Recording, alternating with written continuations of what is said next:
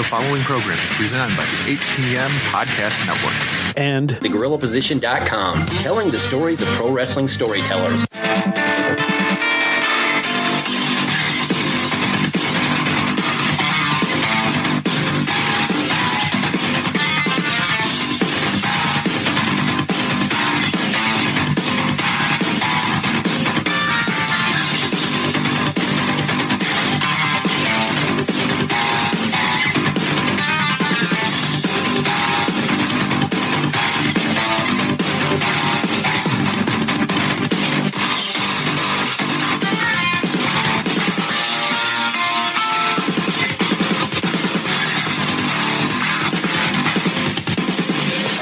All right, guys, welcome to another episode of Turnbuckle Talk, powered by TheGorillaPosition.com and a proud part of the Roar Network, and presented by the Hitting the Marks Pro Wrestling Podcast Network.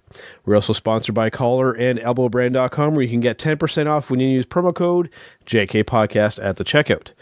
We're also in partnership with HypeCityVapors.com, where you can get 15% off all your e-juice for your vape by using promo code JKPodcast. Can be found on Facebook, Instagram, and Twitter by searching at TB Talk Pod. As always, I am Big Joe. I'm Carl Carafel. All right, Carl, another week has come and gone in the professional wrestling world, and unfortunately, 2 weeks in a row, we do need to address a death that has happened in the world of professional wrestling. This week, Ashley Massaro, Carl. This one's, there's quite a bit to this one, but still a lot of unknowns at the same time. Yeah, there definitely is. I mean, authorities have gone through and said that there was no criminal activity that happened, but that's really the only thing that's been released. Yeah.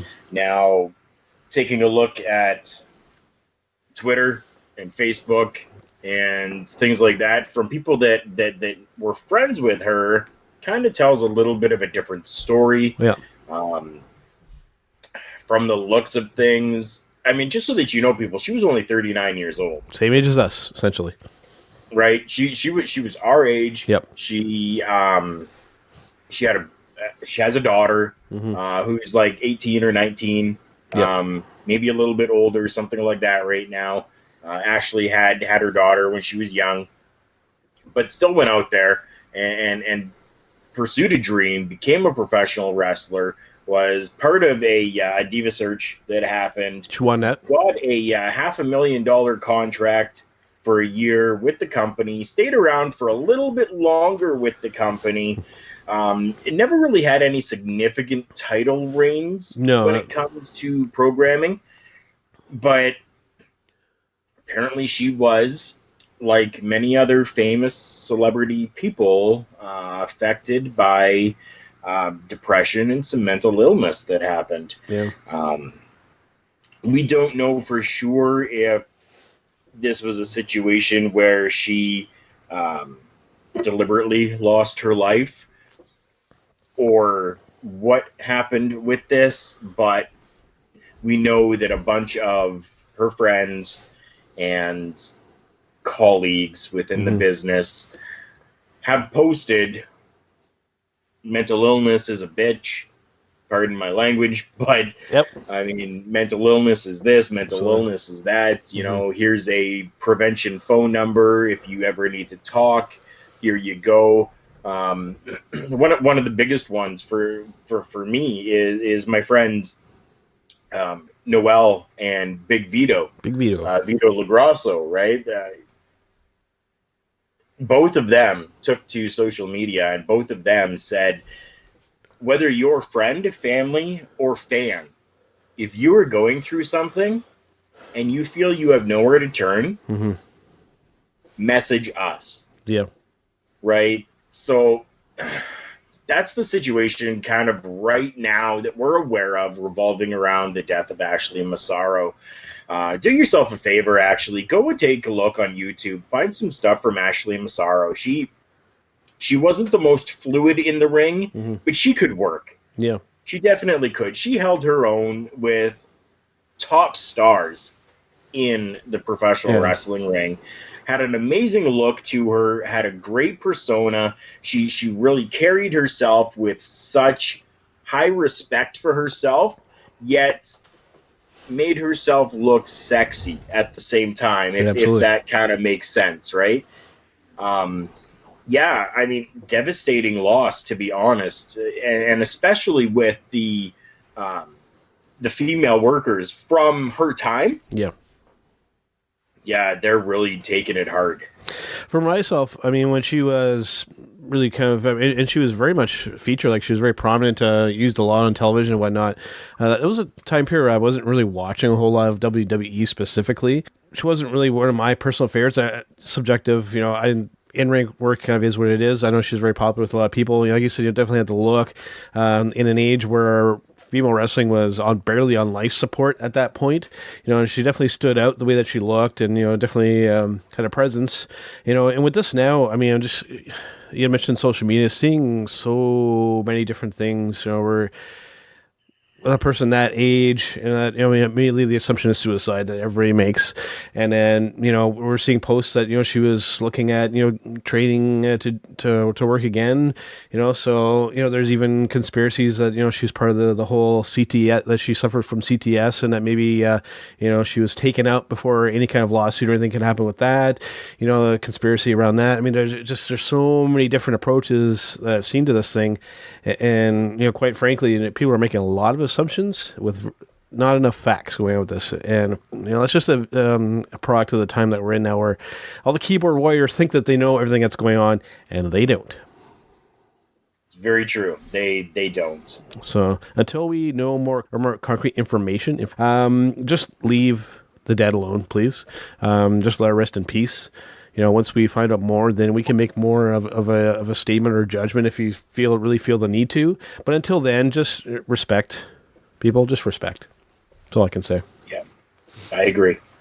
Okay, so going from that to something a little bit more of a negative, and another thing, again, where people are jumping to conclusions before really getting all the information here, and this has to do with the Ric Flair health scare. Now, everybody's like, oh, Ric Flair went in for emergency surgery. This was something that was actually planned. He was actually just going to kind of get some type of procedure. Again, don't really know the information unless you have that information, Carl, that, just prior to the StarCast and all this kind of stuff happening again, he just basically wanted to have some kind of procedure done. What it is, I don't know.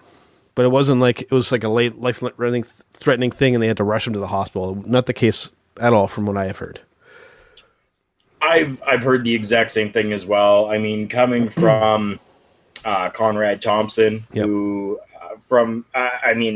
I was like 2 days ago old when I found out that Conrad Thompson is actually part of the Flair family. He's like a son-in-law. Yeah. Right. So we're looking at Conrad Thompson, who's gone out there to say, people, calm down. It was just a procedure that he was going in for. There was no rushing to the hospital. Mm-hmm. His wife as well went to social media and pretty much said, listen, this has been planned. This is a scheduled thing that was supposed to happen. He went in day early, pre-op, do all of this, get everything done, figured out before the surgery, mm-hmm. and that's all that it was. There was no emergency rush to the hospital. Yeah.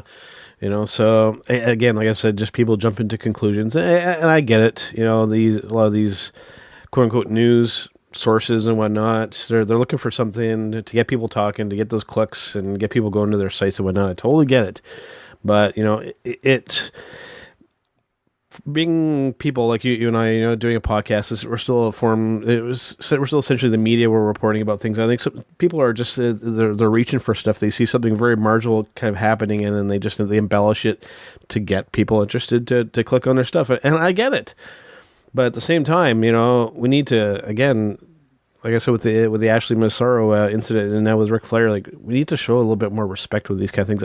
I get the wanting to get attention, but this isn't the way to go about it. My opinion. 3 biggest things that sell in this world: controversy, sex, and death. Harsh realities. Yeah. I get it. Okay, going from that to probably the bulk of the discussion of this podcast. And of course, we're recording on Monday afternoon here. We're one day essentially removed from Money in the Bank. Now, before we kind of break down most of the matches here, overall opinion of the show in general. The show was on fire. Mm-hmm. Legitimately, I think for 2019, this is their best show that they have done so far. I mean, WrestleMania, of course, it's got the huge grandeur and it's got, all of that going for it, right? When I talk about pay-per-views for 2019 or for 2018 or for whatever, I never include WrestleMania because it's always going to be the biggest show, right? Not necessarily the best show, but it's going to be the biggest show. So for 2019, right now, I think that Money in the Bank was the most on-point show that happened. Wow. I think we're going to have some very differing opinions on this because I really feel that there were definitely a few hits, but I think a lot of swing and misses in this, but we'll get into that. So first of all, we had a bit of an odd match. This was on the pre-show. We had the Usos in a non-title match against the team of Daniel Bryan and Eric Rowan. The champs getting clean pinned, specifically Daniel Bryan getting pinned clean in the match. Very, very odd. Very odd. I didn't quite, this kind of was a miss for me. But why? They're building a story right now. So now you've got the Usos that have gone through and pinned the champs clean in a non-title match. Mm-hmm. This is now setting up for future story. This is now setting up for, we beat you. Yeah. We have bested you on pay-per-view. We need to continue this, and we want actual title shots because we know, as seen, we can beat you. The only problem there is the story that they've been telling us, and what Daniel Bryan has specifically been telling us, is that they're the best and everybody else is essentially garbage. And then now this has happened, and it just now we're wiping the slate clean and we're starting again already. Because he basically came on and said that the tag team division is a joke. Now, mind you, this wasn't on TV. This was a thing that was done for social media. It was on YouTube, and it actually should have been aired on the TV show. But he basically called out the entire tag team division, saying this whole thing is a joke. We're the ones that are we're gonna take this tag team division. We're gonna make it the main event, and we're gonna make it showcased. And it was a very good promo. And if you get a chance to go and watch it, and it kind of seeing this kind of happen, it's like they changed things. Like it feels very disjointed after seeing that part of it. I mean, again, it's going to come down to story. It's going to come down to being able to do promos. It's going to be able to come down to seeing more in-ring action from them. You've got Daniel Bryan that's gone out there and put out there that we're going to take this division and make it something because right now it's nothing. Mm-hmm. Well, then you've got the Usos that have now come in and just beat them. So now they've got ammunition to go, you said you were going to take this and make it something. Looks like we have. Yeah. Because we've come in here now and we beat you. So what does that make you? Makes you just as you have said, and now you're absolutely nothing in this division. Yeah. Which, I mean, it's just building a feud. That's all it is. It's fuel for fire. Yeah, I get it. At the same time, it's a little confusing to watch, especially when you try and pay attention to it all. I get it in the context. If you haven't seen any of that YouTube or Facebook stuff, fine. But when you've seen this all other stuff, it makes it very confusing as a viewer to figure out what the hell is going on. At least for myself. I think the issue with you right now is that you want you want everything at face value. That's the way it seems. Yeah. Like you just want. Okay, Daniel Bryan said this, and Daniel Bryan said the division is. I want crap, the continuity. Was what Bryan I want. Said, like they're going to take it to the next level, and they're going to be the top people, and that's all you want to see now. Right, because that's what he said. That's all you want to see. That's the bar that was set, yeah. Right? Yeah. To me, definitely. But bars are meant to be overtaken. I get it. But so quickly, it feels like the continuity, For me, there's quite a bit of it in the show. Next, of course, one thing too with this is if you're somebody who really pays attention to the details, and for me, like I look at what may seem very minor, but to me, I see as big things as we're kind of getting ready to transition from the pre-show to the main show. Naomi comes out, and then we leave, and then they do the whole intro thing, and then once all the beginning stuff and everything is started, we see kind of Naomi in the ring. Like it was a very weird kind of a transition. This is the basic kind of stuff, and this is even on the TV show that they seemingly seemed to have forgotten of how to do, just transitions from things to things to things. Like Rick Vickery from the Hidden Marks Pro Wrestling Podcast, when Becky Lynch came out there, she came out and then stood in the ring while they did commercials. Lights go down, and then they come back, then they turn their music up again. Like, just it's really weird stuff that they're doing. Just the basic stuff when it comes to the presentation that they seem to have just kind of... They don't know what to do anymore. So we had Bayley in this match. We had Carmella, Dana Brooke, Ember Moon, Mandy Rose, Naomi, Natalya, and Nikki Cross, who has seemingly gone back to her crazy character, which is definitely a good thing. With this match, though, overall, it really felt like just nothing spontaneous. It just felt like it was very rigidly planned. We're just watching all of these specifically planned out things happening one right after the other. That was my impression throughout this whole match. It didn't feel like a spontaneous thing. Just because, and the thing with this too is that we've seen these types of matches so often that it's almost getting to the point where there's just nothing else to do in this kind of gimmick style match. Like that, it's already all been done. There's no surprises anymore. Okay, first I'm going to touch on the Naomi coming out, ending the pre-show, coming out, and then going into the main show. Pre-show is always put on for free. Mm-hmm. Absolutely. Naomi is one. You get the lights, you get the the neon colors, you get everything from Naomi's entrance, and you have that show on the pre-show, right? So then people are going to be, oh my God, that's the pre-show. The pre-show is ending. I kind of like that entrance that I saw there. She really pumped me up. Now they're going to go and actually want to watch the show. So there's that transition. Yeah. Because if you just kind of ended it, right, people are going, well, okay, that was a pre-show. Yeah, okay, I don't need to watch anything more. But you give them just that little nugget of, hey, look, this is what's coming up right now. Yeah. And then you come in. Okay, so in that aspect, I get it. If that's the case, though, they should have just showed her.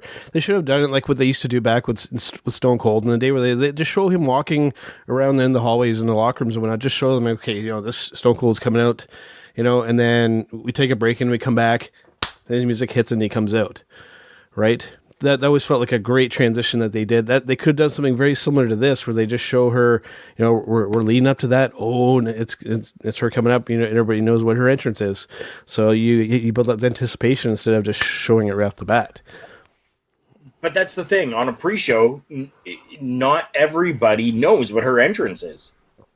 At this point, don't we all though? If you're a regular viewer, that's exactly it. If you're a regular viewer, yeah. They are trying to put a free pre-show on there for those who are not regular viewers, right? Because their pre-shows go to Facebook. They go to Facebook Live. They go to YouTube. Yeah. They're all over the place. They're saturating themselves with these free pre-shows that they have to appeal to who hasn't seen this before. Yeah. So then you're going to get, you've got your 100,000 people, let's say, that are the regulars and are going to be watching the pay-per-view. But then you've got these 10,000 over here that have never seen this before. Yeah. So just to show, Naomi walking around in the back, as you've kind of said, does absolutely nothing. But if you show a little bit of her entrance, then these 10,000 people are going to be going, wow, that's pretty cool. I need to continue watching this now. Now, see, that has me thinking, though, because we're doing this to draw in these people. We see week to week the drop-off that happens during the show. How many of these people are seeing this and actually tuning into the show? How many people are just seeing this and just going, okay, I've seen that, and that's it? How many of them is that actually translating to them saying, okay, I've seen this, now I want to go watch the actual show? That's a real question that's an unknown. Do we know, is this having the exact desired effect that you're pitching? Because I get it, but is it really accomplishing that at the end of the day? That's the major question. And if I knew the answer to that, I would probably be doing this podcast from somewhere in Tahiti or something and not from Brantford, Ontario, Canada. Right? But I digress. You're right. I digress. With this match, like I said, just it felt very, very much planned. And there was a spot, I don't know if you caught on to this, with Carmella and Mandy Rose. And I'm not sure if something legitimate happened there, but it very much came off as a legit thing. And then Carmella was like, get away from me. You could audibly hear her say, get away from me, get away from me. Like something happened there. And I think the issue here is that some of these girls are being thrust into this type of match when they're not really ready for it. I think Mandy Rose specifically, I'm pointing the finger at, not ready for these types of extreme matches. Not ready. What makes you say she's not ready? When you're hurting people like that. Something with something basic. You're not ready. But so one slip up means she's not ready. No, it's consistent. It's consistent with this kind of stuff with these girls, and I get it that they want to perform just as good as the men, but just physically, there's some things that they're asking them to do that some just either they're not trained enough well to do it, or just you physically, just anatomically, you just can't do it as well as the men can. You just can't. Like these jumping off, landing onto ladders and all this kind of stuff. It's got to be tough on some of them, especially if they're not used to it. I don't know. I mean, yeah, you're right. We're going to be having very different opinions on these things. I mean, I think some of them eventually could. Slipped up once means they're not ready. Because somebody has slipped up means that they're not ready. And then, no, I think that's BS. Mandy Rose is definitely ready. I don't know. Right? I disagree when they first introduced, the different ladders and stuff like that, going back to the ladder tag team matches, Lita was in there doing all of that. Yeah. And then it transitioned to, having Trish Stratus in there and doing stuff, right? Yep. And I mean, it transitioned to all the other women coming in there and doing stuff. And yes, you always had your little botch that happened. Yeah. Definitely you did. But that doesn't mean that they weren't ready and that they shouldn't be in these matches now because of that. It's all a learning curve. Especially if there's no way to train for a ladder match. To be fair, you had mentioned Leah, though. She'd been doing that for years down in Mexico and stuff when she was training with Rey Mysterio and all those kind of guys. She had some experience doing that kind of stuff. Some of these girls, this is like the first or second or maybe possibly third time they've been doing this. And I get it. They want to get in there and mix it up and show the boys that they can do it. But to a certain extent. I mean, there's a high probability of injury in these kind of things. High probability. There's a high probability of injury in these things with the men as well. Just because they're women doesn't make it any different. For me, just they haven't done it enough. To me, that's the X factor there. Just the inexperience in these hardcore extreme type matches. And I get it, they could maybe eventually get there and with the right people, but it's tough for me. And people, this ties into the other kind of stuff too, but for me, people were very surprised with Bayley winning. I kind of seen it coming a mile away, but we'll get to that a little bit later. Of course, Bayley winning that Money in the Briefcase, and we'll get to more of that soon. Then we had Rey Mysterio defeating Samoa Joe, essentially squashing Joe for that U.S. title. Wow. Yeah. That was interesting, that one. Interesting. I honestly think that we're at a point right now with Samoa Joe where he's just unhappy. He hasn't gotten a big win since joining the company, or at least from post NXT. Right? They've just really dropped the ball on him. And I get it. I think it feels as though, I can't speak for him, but it feels as though he's just unhappy with how he is being used in the company. Not going out onto the social medias and really, complaining about it and making a big fuss about it at all. But you can kind of see it evident in his work. He just doesn't seem like the same Samoa Joe from years ago. Yeah. So, I don't know.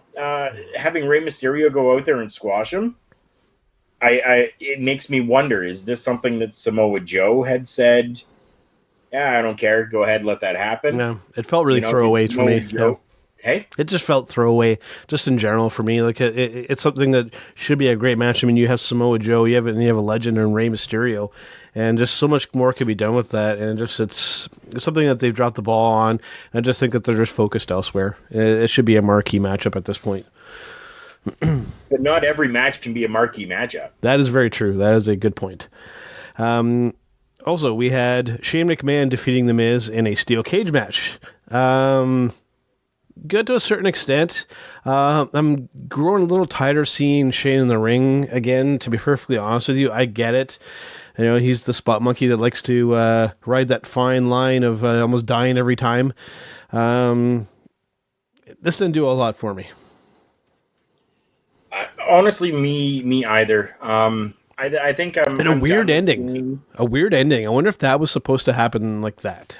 That was strange. Probably. It's Shane McMahon. It's going to end how he wanted it to end. Yeah, it felt really strange. Right? Yeah.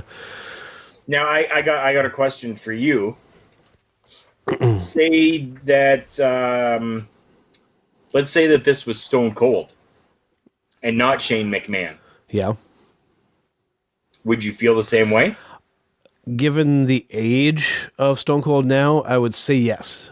I would feel the same way. Just because, and remember, Stone Cold is one of my favorites. He's number 2 behind Piper for me.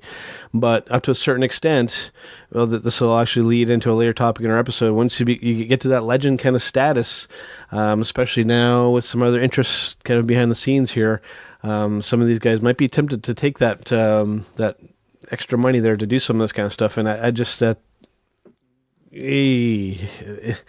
I like seeing the legends as much as the next guy, but to a certain extent. You don't need to go out there and drop from the ceiling and land on a table to wow me. Okay, you can just come out to your music and slam a couple beers together, and I am happy. Okay, you don't need to go out there and kill yourself for my entertainment. Perfect. Yeah, I mean, I was curious. I was very curious. Shane's done enough. Shane has done enough. He's bounced off a glass and cracked his head off the pavement. Okay, if that would have been his last thing, I would have been perfectly fine with that. All this other stuff, it's extra stuff, and you keep punching that bump card, and eventually it's going to be your last if you push it too far. That's all I'm going to say.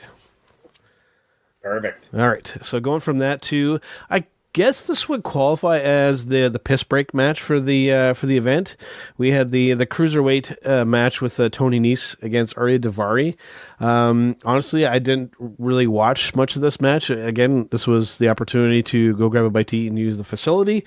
Tony Nese holding onto the title. I can't really tell you much more about this. I really can't either. It's so forgettable. Yeah. It's a shame because the cruiserweight used to be this kind of thing, especially in WCW, where it was it was like the kind of the cherry on top of the wrestling, where we had all the main kind of stuff going on, and then the cruiserweights would come and then just put on a clinic, and you'd be like, oh, that's cool, and then but now it's just like it's the cruiserweights, fantastic, Yeah, so forgettable, yeah, you're right. And I don't know what there is that can be done to really fix that. Showcase them more. The problem is that the people in said power positions don't want to showcase them. Clearly, they don't want to. Yeah, that's exactly it. Right? But I mean, you asked the question. There's the answer. Yeah. Right. I understand they have their own show, 205 Live, on the WWE network. That thing's got to be on life support now. It's got to be on life support. But not everybody subscribes to the network. That's the problem. Yeah. So you have to showcase these guys on your flagship shows, Raw, and SmackDown Live. Yeah. Yeah, they're in a weird spot, where the week-to-week people who watch just the cable television stuff don't see much of them, and then there's this thing that happens on the WWE network, and it's a weird kind of in-between, and they're in a weird limbo, and I fear that, their days could be numbered with that, or it might just get looped into NXT or something like that, and I could definitely see that happening at some point. Yeah. So going from that to, we had Becky Two Belts, or at the time Becky Two Belts, versus Lacey Evans, and this is one of my low points for the evening. This is one of my low points.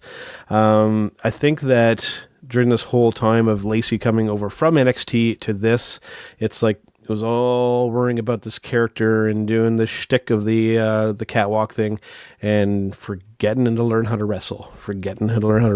She looks so green in there, and that ending to that match was awful by everybody, including Becky in that one, Honestly, I think that it was just nerves. If you go, but there shouldn't be nerves at this point. There shouldn't be nerves at this point. You had all of this time to get this ready, peeling back the curtain. We know that they take time to plan this kind of stuff out, and you go out there and you can't do it. That's tough. I go back to one of our previous episodes. Have you ever been in a wrestling ring in front of a crowd that big? Personally, myself, no. Have you ever been in front of a crowd that big? I have been in front of a crowd that big, yes. To do a speech, to do something? Well, not necessarily, no. No, so you've never had the focus on yourself in front of a crowd that large. And I'm not comparing myself to her by any means. That's not the point of this here.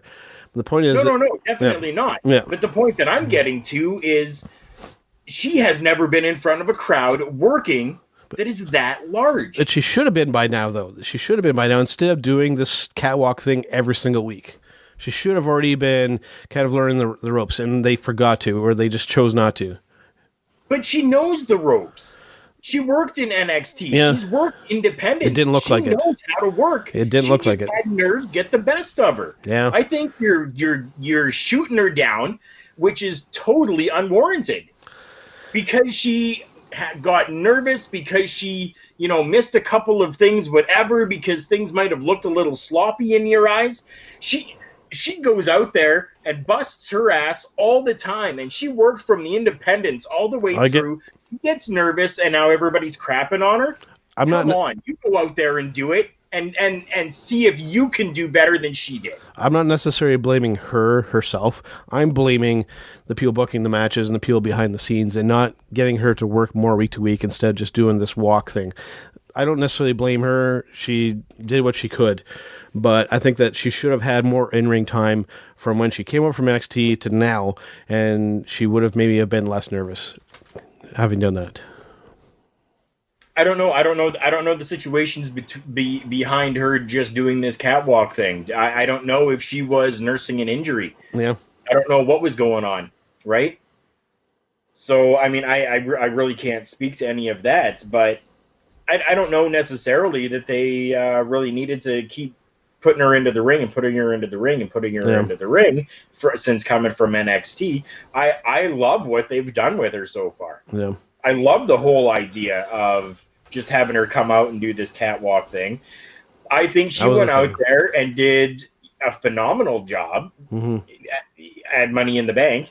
I mean, I'm not going to be critical on anybody that might have gotten a little nervous or what have you. I can't be because I've been in those situations. Yeah. But it's even the you look at the ending when Lacey had Becky's shoulders down on the mat. The referee did not even have a 1 count there. Her shoulders were down for 2, possibly a little bit longer, maybe 2.5, and then they somewhat kind of flipped and then did the submission, and she tapped like instantaneously. It was a very poorly executed finish, and I'm not just blaming Becky, I'm not just blaming Lacey, and I'm not just blaming the referee. It's everybody kind of involved. It was executed very poorly. It looked very amateurish in what should have been a marquee title match. Unfortunately, it's live, and there are no second takes. Very true. Very true. So then, as soon as that match is done, as soon, Charlotte comes out and defeats Becky Lynch.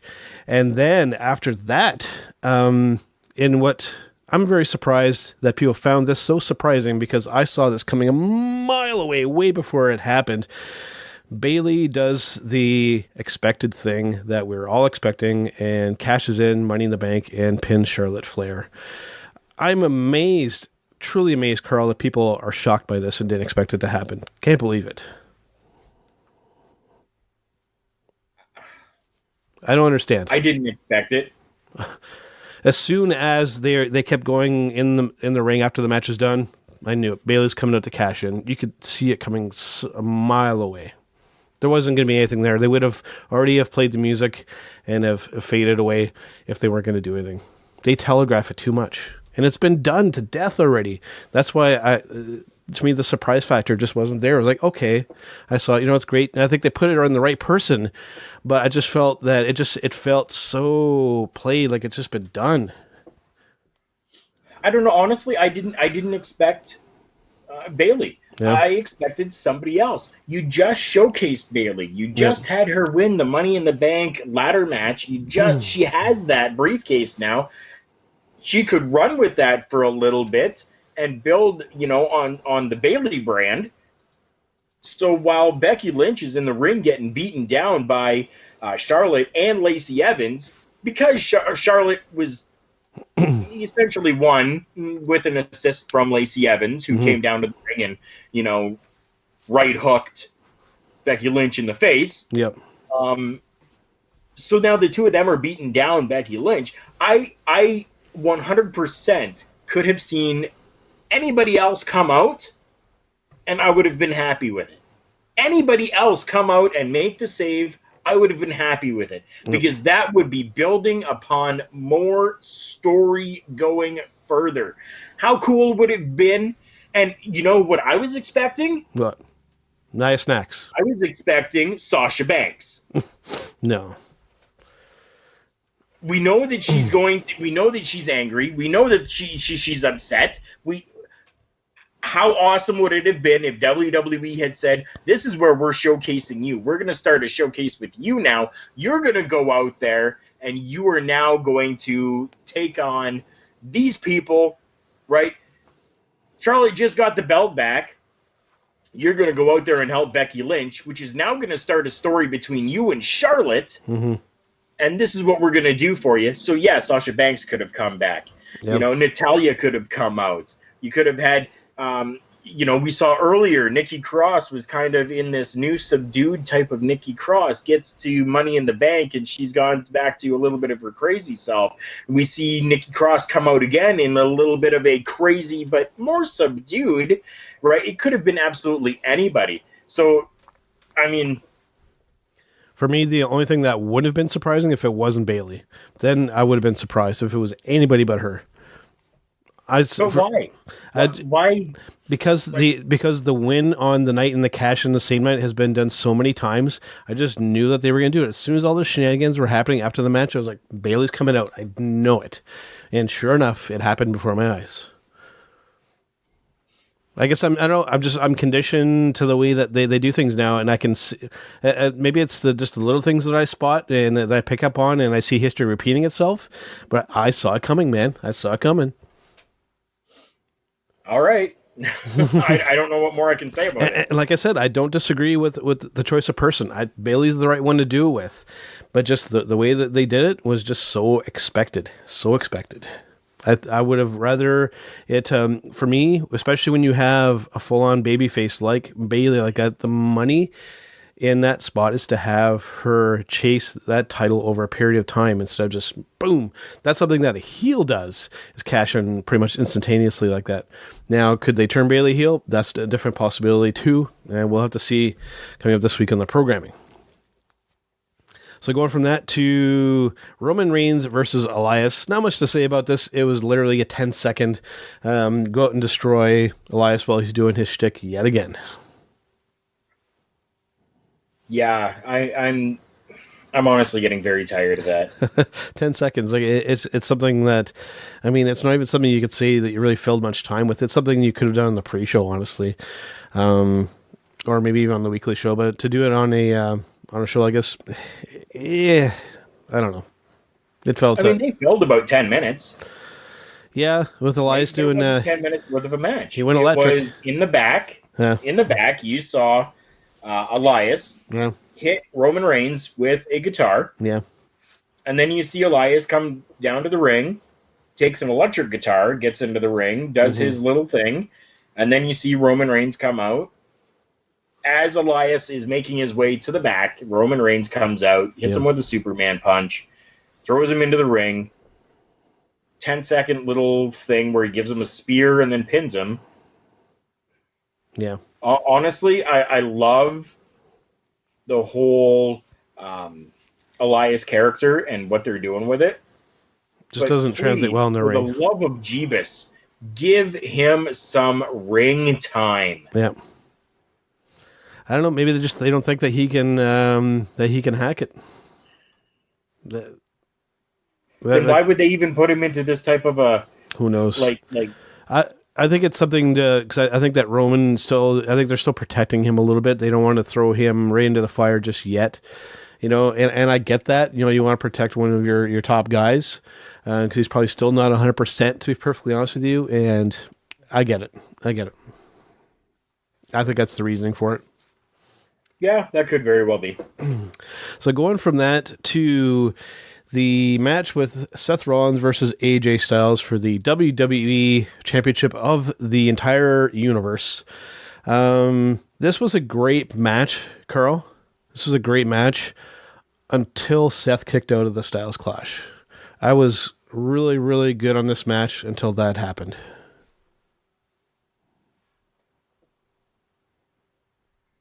That's the only issue that I have.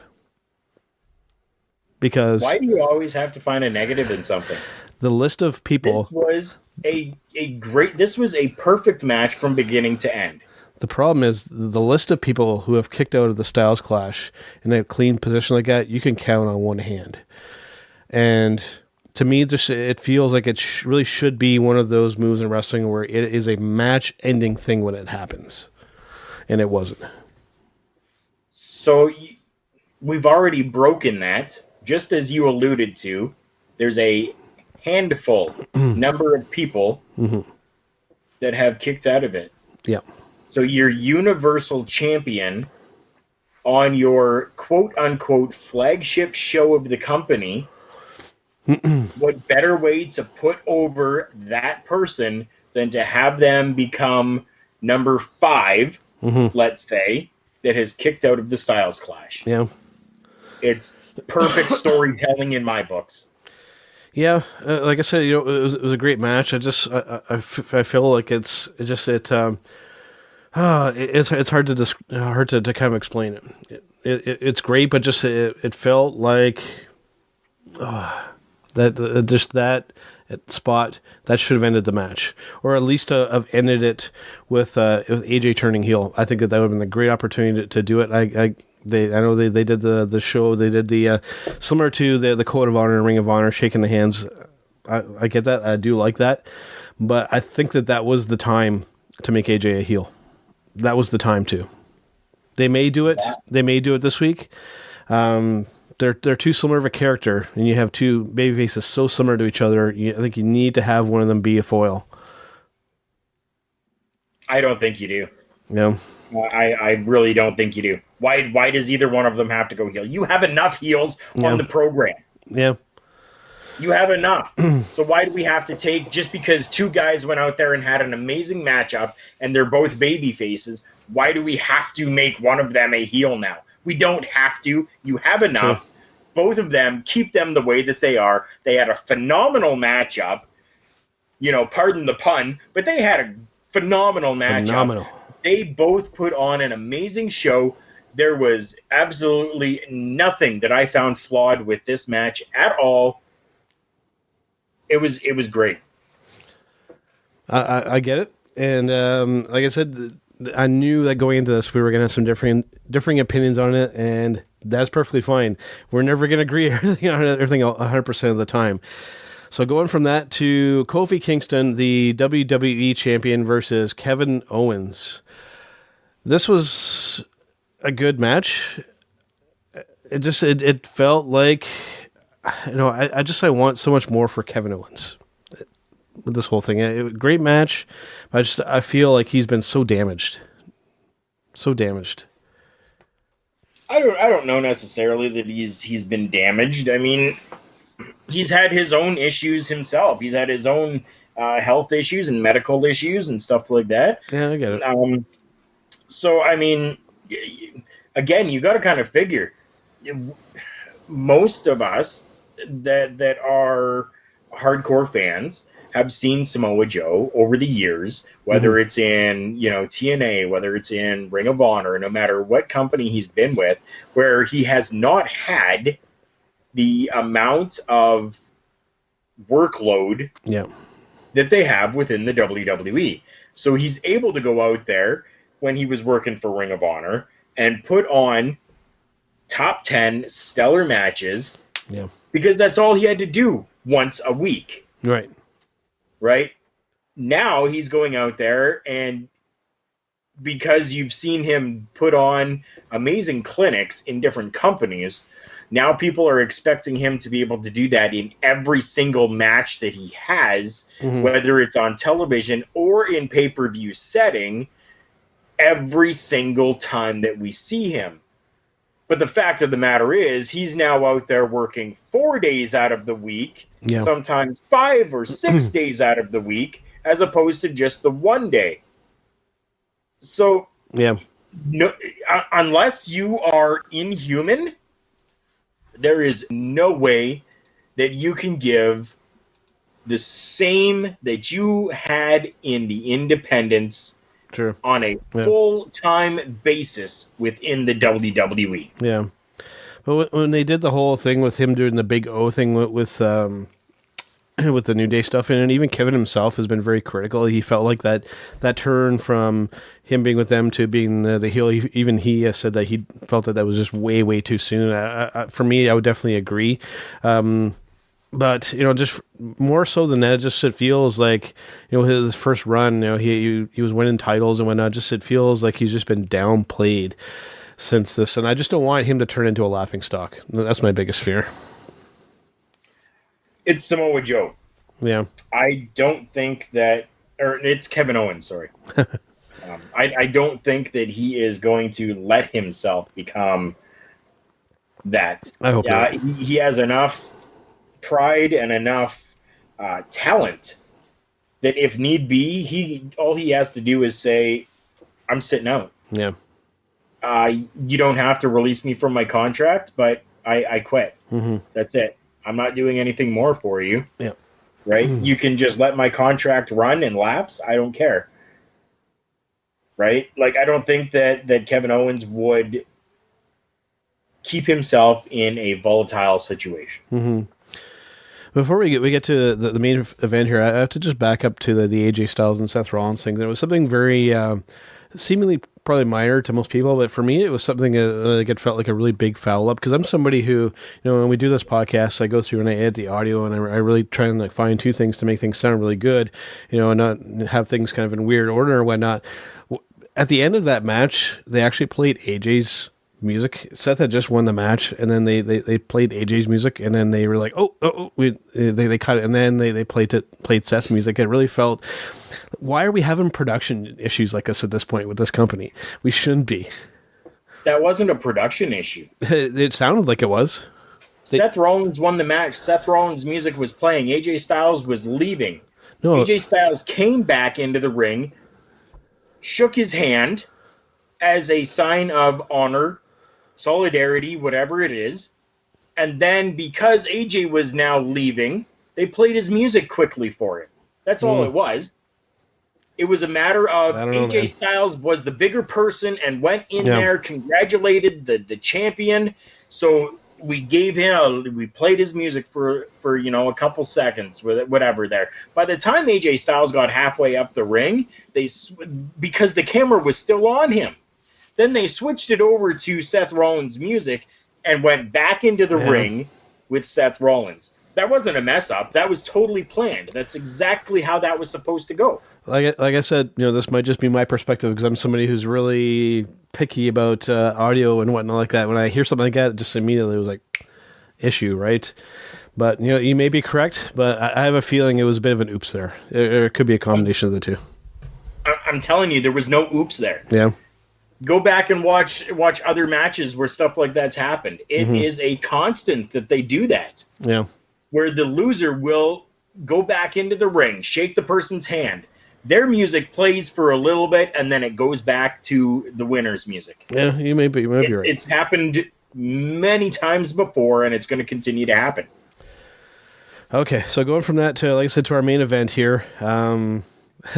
This one might get a little touchy on this one, but we had the Money in the Bank ladder match for the man here. We had Ali versus Andrade, Baron Corbin, Drew McIntyre, Finn Balor, Randy Orton, and Ricochet. This was fantastic. They went for probably about, I would say, time-wise, I'd say probably about 18 minutes or so.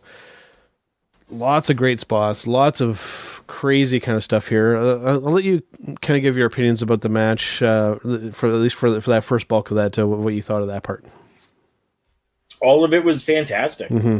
I mean, they all went out there. They put it out on the line. I mean, there were some crazy spots that happened, right? Like, I mean, a power bomb onto the ladder, Yep. onto a ladder that was set up between, on the rung of a ladder and then the ring ropes. Right, like that's probably the biggest highlight, Mm-hmm. I guess you could say, from that that actual matchup, right? Yep. And I believe it was, who was it? Was it Ali and Finn Balor that? I know Ricochet went through one of those big ladders as well. Okay, Yeah.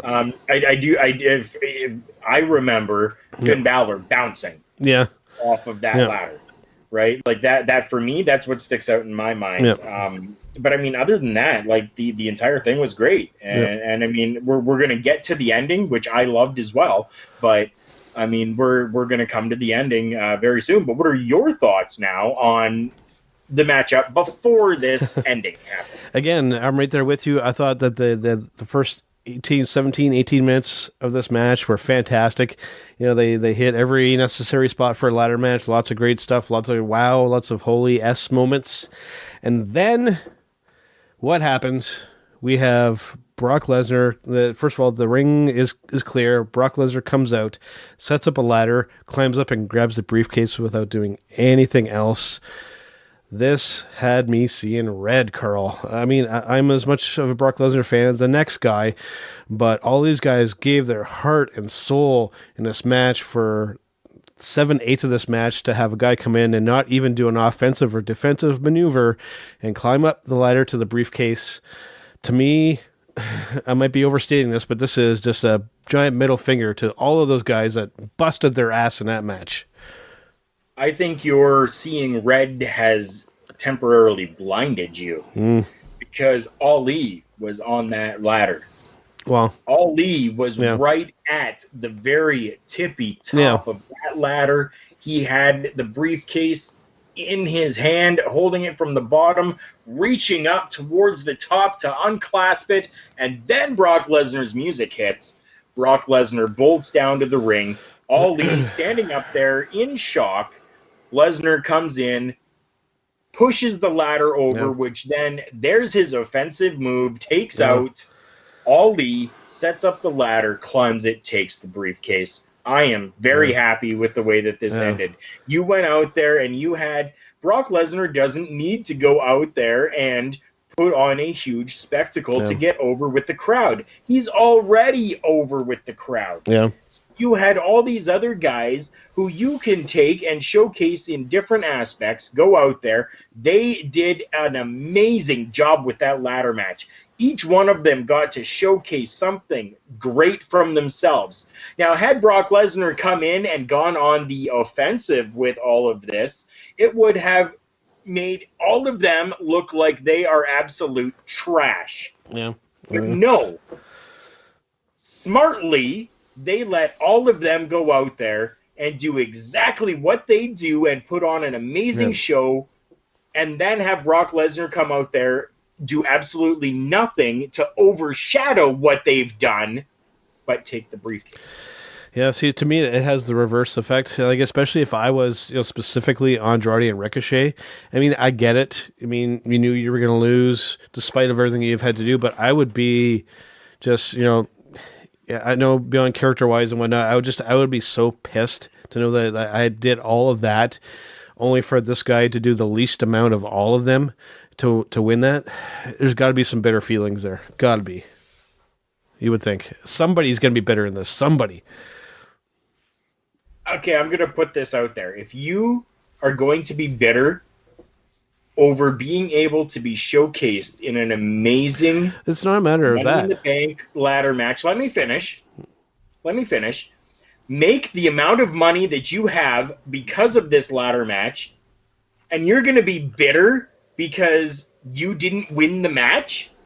You're going to be bitter because someone came in and they put the briefcase, gave the briefcase to somebody else? If you're going to be bitter over that, get the hell out. You do not deserve to have a spot in the WWE. You were there as a worker and essentially as an entertainment actor. You go out there and you do the job. If you are pissed off and upset over that and have hurt feelings, take your butt hurt and go somewhere else, because it doesn't belong in the WWE. That's what you're there to do. I understand. I understand that feeling. At the same time, I mean, there's in some way, I don't know, for myself as a fan, I mean, I would have loved to have seen specifically either an Andrade or a Drew McIntyre to have gotten this. I think especially a Drew McIntyre. I mean, he was so forgettable in this match. Didn't really do a ton. I can't really remember anything specifically that he did. So I think somebody like him, I don't know, it would have gotten so well over with me. Again, I get the whole Brock Lesnar thing, the part-time ass kicker and all that. I get it. But at the same time, it left a bit of a bitter taste in my mouth. And you feel differently, and it's all good, man. It's all good. We feel differently. It is what it is, man. It is what it is. Yeah.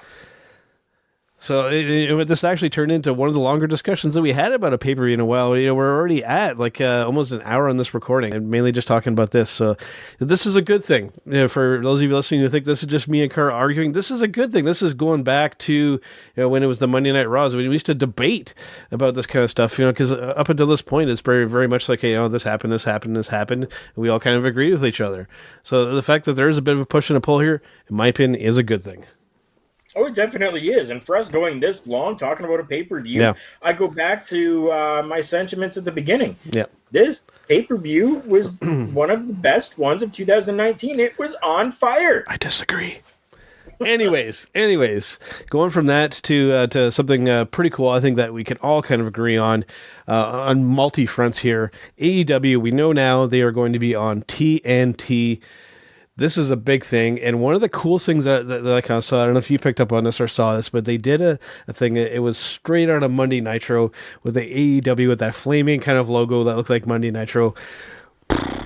That would I got like goosebumps just kind of thinking about it now, right? Yeah, Turner Network. The Turner Network is getting back into the wrestling business. Specifically, Turner Drama, not Turner Sports. Turner Drama is going to be the ones behind this. And you look more into this too.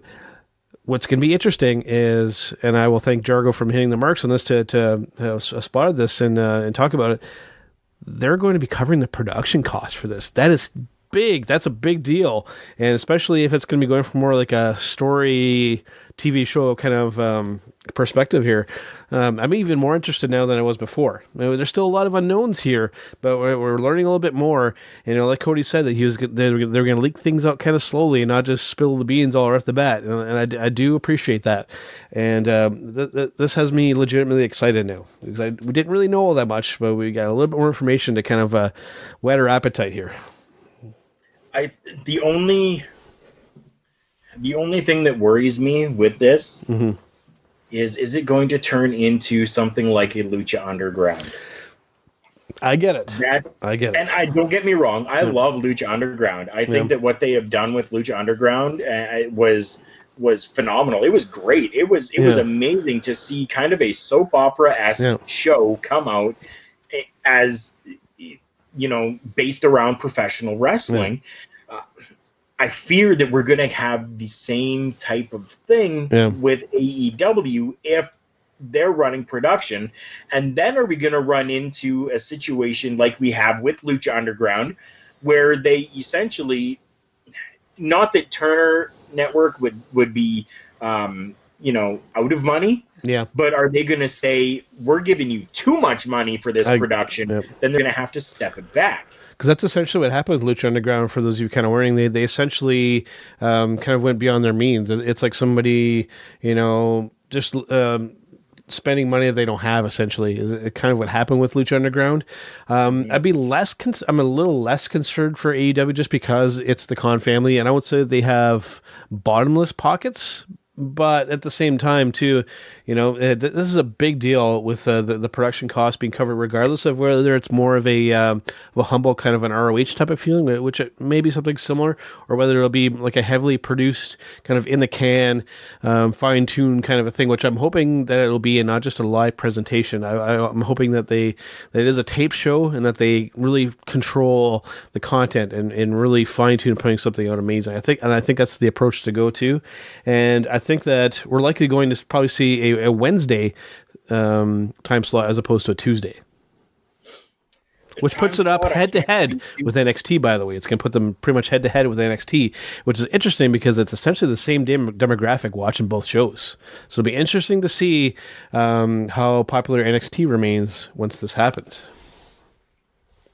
Time slot I can't speak to because I haven't seen any information other than they're looking at Tuesdays because they have gone for copyrights on Tuesday night Titans, I believe. That was very early on, though.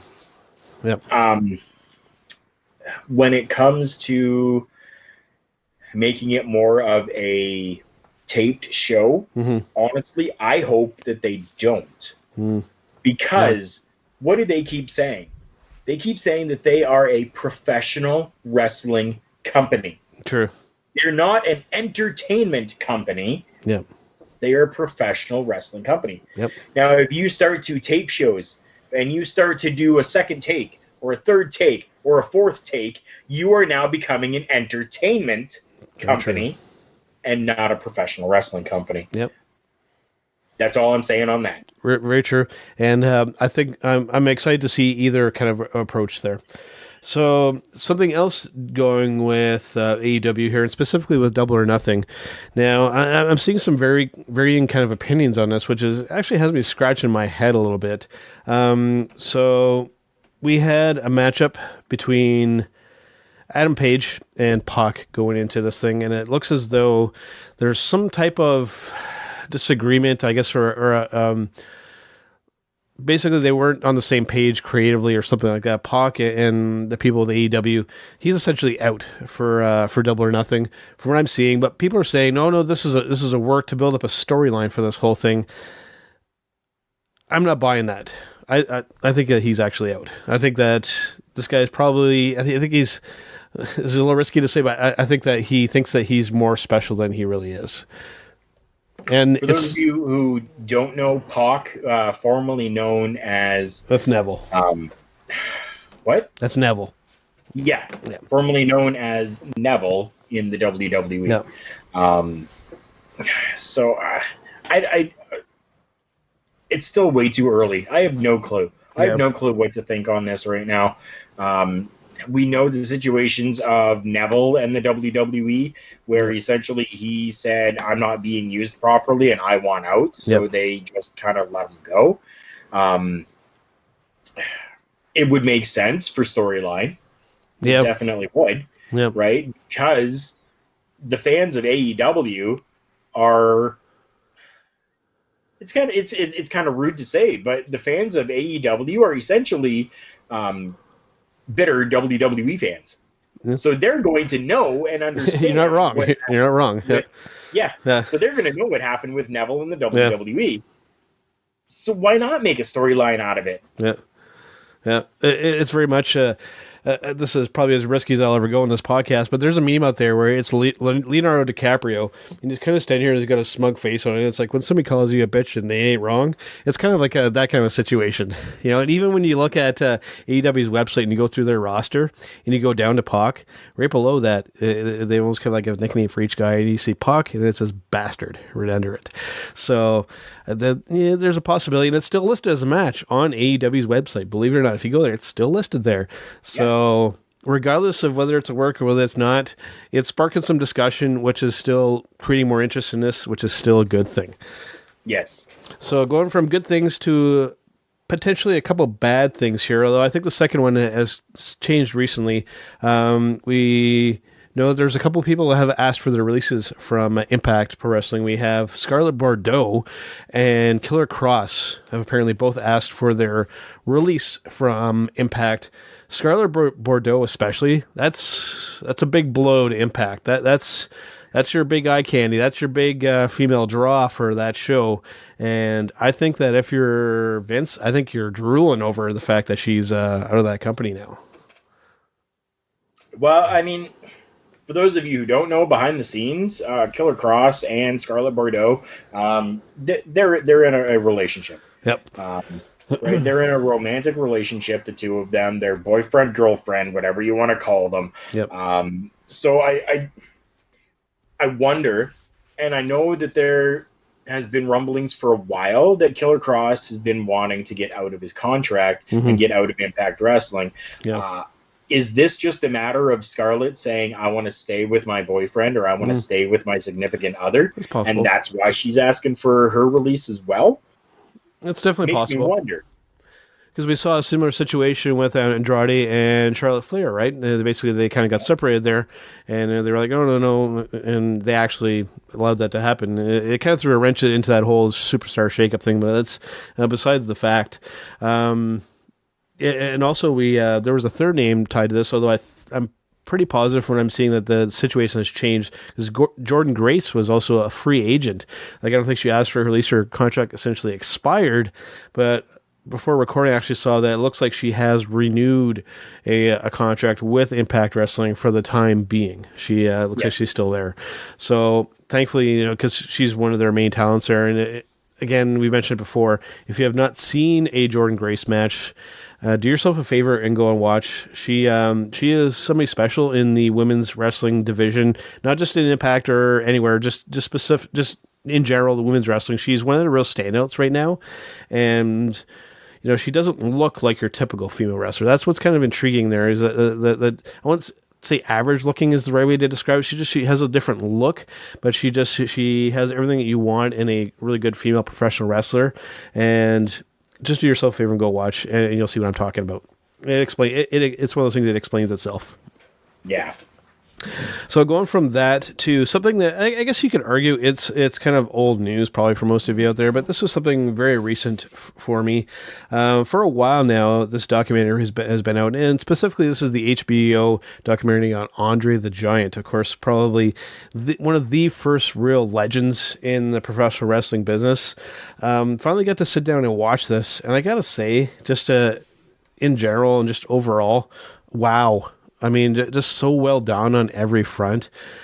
What a life and what a career. This is really understating it, to be perfectly honest with you. What a life and what a career this man had. Even not just in professional wrestling, just in general, this man's life is just legend in every manner, in every respect, man. Incredible. HBO has always done amazing things when it comes to their documentaries. They really seem to hone in on that factual stuff when it comes to whoever they are doing a documentary on. They really don't go out there and do any of the smut or any of the grasping at straws for different things. Yeah, I mean, I've watched this documentary several times.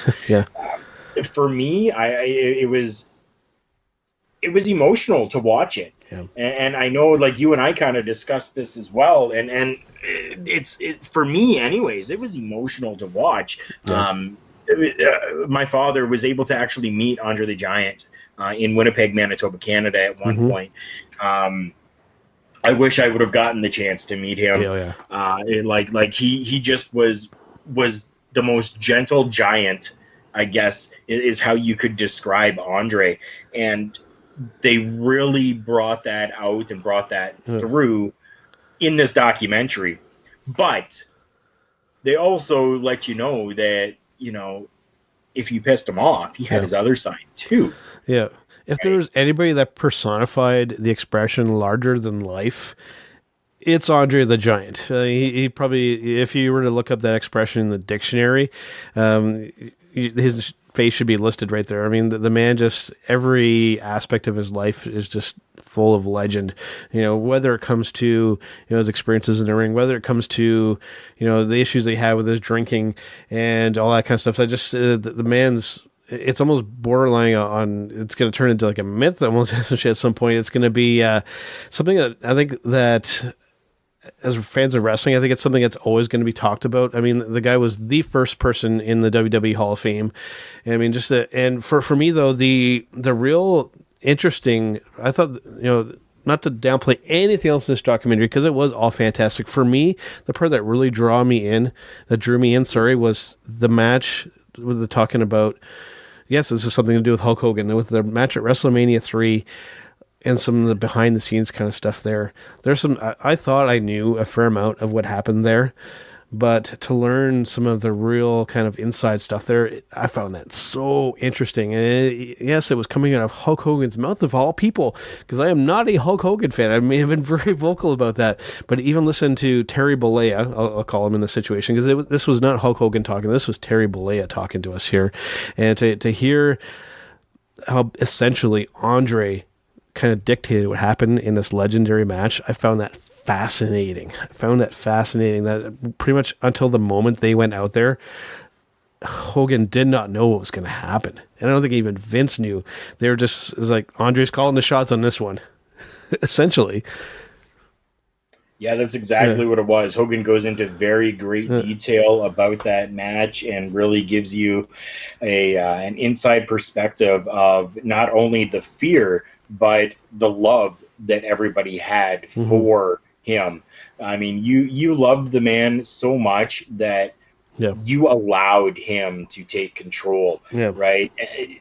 He didn't have to. Didn't have to at all. Hulk Hogan could have said, I'm the biggest draw in this company.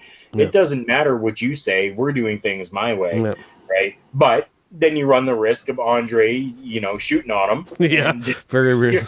So you had that fear. So you were afraid of the man, but you couldn't help but love the man as well. You talk about the all of the lore behind Andre the Giant and fabrications that have been made up about him. I mean, Vince McMahon and Ric Flair talk about those as well, right? Like at one point, the news was going around that Andre had two hearts. Right. And then they talked about Andre the Giant having a second set of teeth. 2 rows of teeth. His first teeth. Right. So, I mean, like, you always had those kind of out there things about him. And, of course, we'd be remiss to not bring it up, that probably one of the most comical and one of the strangest things probably about Andre was his love of flatulence, of farting. And he would supposedly let go some of the most legendary farts that any human being has ever had the displeasure to experience. Go to YouTube and see if it's available there. I haven't looked because I have the documentary, but just look up Andre the Giant farts and see if it brings up some of what has been talked about in that documentary. So and kudos to HBO again with this. I mean, for them to go and really get a perspective from all the professional wrestlers, but also to go and get a perspective from the cast members, from the Princess Bride. He was a very big, pivotal role inside that movie, The Princess Bride. So to hear from Billy Crystal, to hear from Carrie Elwes, to hear from Robin Wright, right, about their experiences with Andre on the set, gave you a whole other perspective as well. And another thing with this too, because for a good later portion of Andre's life, I mean, he clearly knew what was going on with him, and there were opportunities to seek medical attention, to possibly at least slow the progression of what was going on with him. He chose to not do that because he was really of the mindset that this is the way that I was brought into this earth to be. This is what God essentially gave me, and he felt that that would possibly change that. Like he felt that this is a gift that he was given, and that if he were to change it, that would kind of take away from things. So he lived life on his under his conditions, and it wasn't going to let anybody dictate that. And so God bless him. And for those who know me really personally, I'm not really a big religious person per se, but I mean, God bless Andre the Giant, and I think that this is maybe a weird way to kind of say it, but I'm going to say it anyways. The way that Andre passed away, I think, was almost kind of very fitting for the life and what he had to go through. I mean, the man essentially, to break it down for you folks here, he essentially died of a broken heart, for lack of a better term. And sad to say, it almost kind of is a fitting way for Andre to have gone out. Yeah. So if you haven't had a chance to see this documentary, I mean, if you're a wrestling fan, or if you're just, if you like good documentary films, at the very least, go and check this out. I dare anybody to be disappointed by this. It's going to be enjoyable regardless. And like I said, if you're any self-respecting wrestling fan, go watch this, and you'll really get an eye into it, and you'll see what really professional wrestling was really like back then. I wish that some semblance of that could come back, but I mean, there's never going to be anybody like Andre. Never, ever again. Never. All right, Carl. So, excuse me, we are running a little bit long here, but we're going to take a brief break, and we're going to come back with our Showstopper segment, and this is going to revolve around titles, more titles, and more shows and whatnot, and everything kind of revolving around that. So we'll take a brief break here, and we'll be right back. Independent contractors in the professional wrestling industry, if you're looking for a way to put the power of the media in your own hands, contact Pinned LLC. Pinned LLC is media and marketing for the professional wrestling industry. It's your one-stop, one-click online profile and so much more. With Pinned, you'll receive a full background story, photo gallery, an interview conducted with you, links to all your social media and where you can be booked, and yes, a 60-second custom television commercial all about you. Get more info today.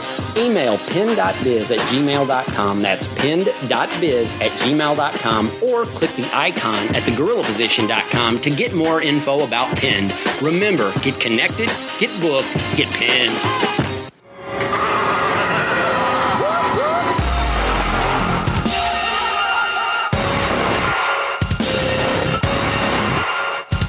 Hi, this is Alice, host of Tables, Tablets and Chairs, and you're listening to Turnbuckle Talk on the Hitting the Marks Podcast Network. Cheerio.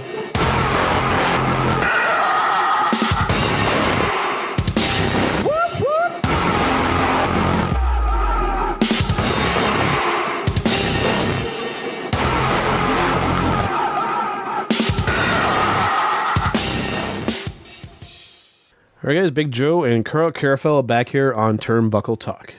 Yes, we are, guys, and we have come to that special moment that we like to call our Showstopper Segment.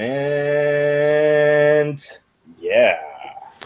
So this week, Carl, we have one that kind of changed on the fly before we hit the recording here. We were originally going to talk about something else here, but I thought that this would be better. It would kind of tie into what's been going on here, what's going to happen tonight, actually. Mick Foley is going to be unveiling a new, and I think that this term is important, new title. They're not wording as a championship, they're wording as a new title. Before we get into this here, because the greater topic that we want to discuss here is, is there room for more titles and more shows and more stuff like that? First of all, this new title, what do you see it being? What's your prediction about what this title is going to be? One of two different things. You and I kind of discussed this a little bit last night. Yeah. I could see, because WWE has kind of recently and quietly kind of changed back to like a TV14, MA14 kind of rating. Once in a while, I'm kind of seeing that, right? And then you've got Blood that happened last night on the show. Yeah. And then you've got Mick Foley, who's going to be announcing this. What better way now for the Fox network, who wants a little bit of edgier content, to get that edgy content by bringing back a hardcore title belt. So that's number one, hardcore championship. Number two, we just had Vince McMahon come out, and Vince McMahon decided that he was going to introduce the wild card happenings with people and the shows. So let's bring in a wild card championship that is going to be defended by whoever the holder is on main roster and NXT shows. Oof. Okay. So we've got those two. Those are my kind of thinkings after I kind of wrap my head around things. So we've got the Hardcore Championship and the Wild Card Championship. Okay. Yeah, I could definitely see those. I think half of mine kind of is similar to yours, but my other one is very completely different, which I'm happy about. So my first one would definitely be that Hardcore Championship. Mick Foley unveiling it is definitely kind of a bit of a hint there. My only concern is twofold.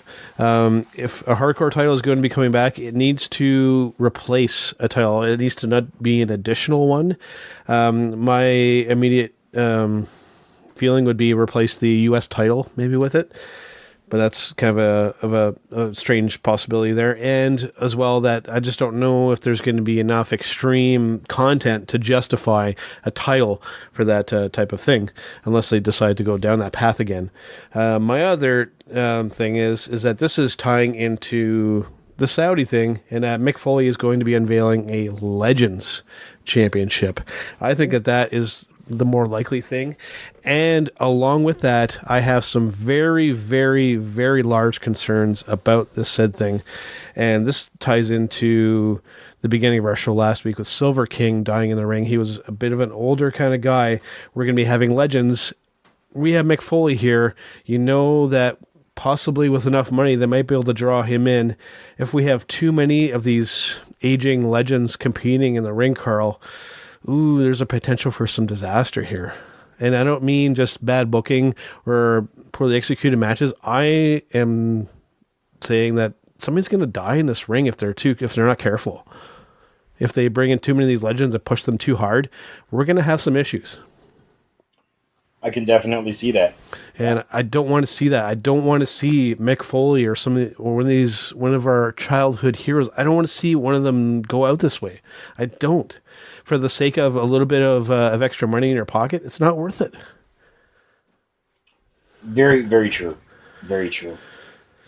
You know, for this extreme, I would rather see the Hardcore title than this Legends title, to be perfectly honest with you. Even though it may just be another additional title, I would rather see that than to see one of our heroes go out with something as foolish as doing a Saudi match for these guys and then to have them die or something like that. I know that's thinking a little extreme here, but I mean, the potential is there if not done properly. Are you figuring that you're pretty much set on the, now, what about this wild card one? Do you think that there's maybe more of a potential in that, even though it is just an additional title? Honestly, I think that there could be. I mean, how many championships are we going to have then? It's gonna even more crowded, eh? As many as they want to have. I mean, you've got these people, and I mentioned it earlier, right? Yeah. If you're not happy, get out. Sure. Right? But the WWE wants to be this leading force in sports entertainment, so they're going to want to try to please as many people as they possibly can. I get it. So if that means bringing in another championship belt for 10 people that are upset, mm-hmm. Would you rather just bring in another championship for that, or would you rather lose those 10 people? True. Right? Like, I mean, that's where I'm seeing this whole thing, right? So that's the biggest thing. Do we want to lose people, or do we just bring in a championship that's going to appease these people for a while and let it run its course and then move on?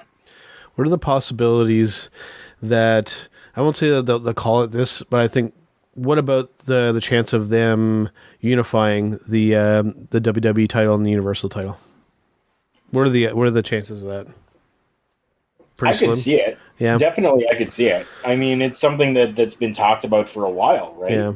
I think a brand new redesigned WWE title and getting rid of the other one and the Universal title, I think that would be the high road to take. These other ones, I feel that it just makes things even more crowded and kind of convoluted.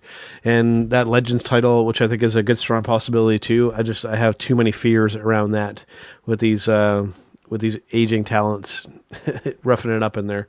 I would much rather see the two marquee titles just unify them, whether you want to call it the Undisputed title or just the WWE title, whatever it is, just combine them. I mean, guys are crossing over brands anyways. I don't say that brand split is totally dead, but I mean, it pretty much is essentially for especially if we're doing this wild card thing anyways, just unify the title and just be done with it. I think that's the way to go. I think so as well. I mean, that's something that we've talked about before, and I think that's a very big possibility and a good thing that they should do. Yeah. Why not? Do we really need the two different titles on different brands? No. No. Just have one championship belt, and that championship is defended across both shows. And you have more people vying for that title instead of splitting up that group. Like let's say theoretically you have 10 guys and 10 guys. Now you've already, by doing you double the number of contenders and the people vying for this title. And it makes it more prestigious and more value to it at the same time instead of splitting it. So I've always kind of felt that way. So, but even going with your thoughts there, right? Like, I don't want to see now 20 people for this one title, right? Let's bring some prestige back to the Intercontinental Championship. Yeah. You've got your 20 guys across both shows. Well, no, whittle it down to your 10 to go for the World Championship. Those other 10 are now going to vie for the Intercontinental Championship, which is the stepping stone to the World Championship, and bring that prestige back. That's a good point, too. Instead of 20 people at one title, you've still only got 10, but you got 10 more to build that other belt. That's a great point. And we mentioned before, too, where that Intercontinental title really was that stepping stone to the main event, whereas now you have guys that win the world title before they win the Intercontinental title. So then you get that impression or that feeling where it's a step backwards, which is not what it's supposed to be. The Intercontinental title was the stepping stone to the main event. That's where you really honed your skills and you really, really worked to gain favor with Vince McMahon and everybody in charge that, hey, I'm the main event guy. I want to vie for the main title now. And that's what it should be. And I think that making that the furthest up title, make it just one title, and I think then it would filter down to that and go along with your scenario, which I totally agree with. Yeah. All right, Carl, that's a good way to wrap things up here. We had some great discussions about a lot of things this week. We covered a lot of territory this week, man. But before we wrap it up, let's make sure and talk about our sponsors. Sponsors include HypeCityVapors.com. If you are a vapor like myself, go check out HypeCityVapors.com. You can get 15% off your entire e-juice purchase when you use promo code JKPodcast. As always, I am wearing my Collar and Elbow brand hat. Go and check out collarandelbowbrand.com. The link to our little space there is available on all of our social media, which can be found at TB Talk Pod. Go check out collarandelbowbrand.com. Use promo code JKPodcast and get 10% off your entire order, including any of their clearanced items. And of course, to listen to the podcast, you can find us on Podbean, which right now, actually, if you guys aren't aware, if you haven't been following our social media, we're actually in the featured section of Podbean there. And a little news break for you, Carl. We are very fastly approaching 1,000 followers on Podbean. So a very cool thing there. The numbers have been climbing since we've been featured on there, and that's been very cool. And of course, we are featured on iTunes, Google Play, and a lot of those other podcatchers out there. And as well, of course, we are powered by thegorillaposition.com and a proud part of the Roar Network and part of the Hitting the Marks Pro Wrestling Podcast Network as well, with tons of great content there to check out. Whew. That's a lot of stuff. All right, Carl, let's wrap it up, and we will see you guys on the next one. See you real soon. Tired of mainstream media lies and deception? Need a hard dose of reality? Put on your sunglasses, swallow that red pill, and tune into London Rising, your epic mix of music, news, and freedom. Tune in weekly with me, your host, Gunstar Hero out of London, Ontario, Canada, as I mix up breaking news, hard-hitting commentary, trigger warnings galore, an eclectic, epic slate of unforgettable music tracks, including metal, punk, classic rock, country, and even some hip-hop in for good measure. Only on the Podbean Network.